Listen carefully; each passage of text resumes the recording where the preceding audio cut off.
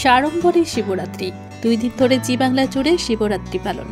জীবন মানেই জি বাংলা, তাই জীবনের প্রত্যেকটি অনুষ্ঠানকে সুন্দর করে মেলে ধরে জি বাংলা সকল ধারাবাহিকের মধ্য দিয়ে।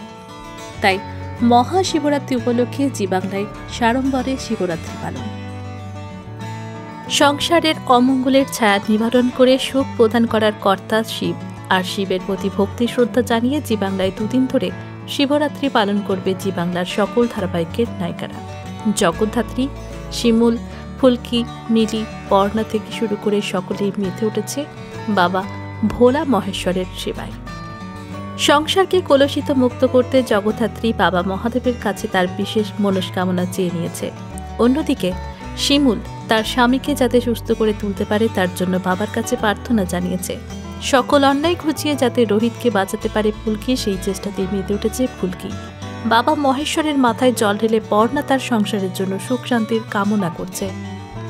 বাবা মহেশ্বরের কৃপায় কি এবার ধারাবাহিকে নিজেদের স্বামীদের রক্ষা এবং শত্রুদের দমন করতে সক্ষম হবে জগদ্ধাত্রী, শিমুল, ফুলকিরা?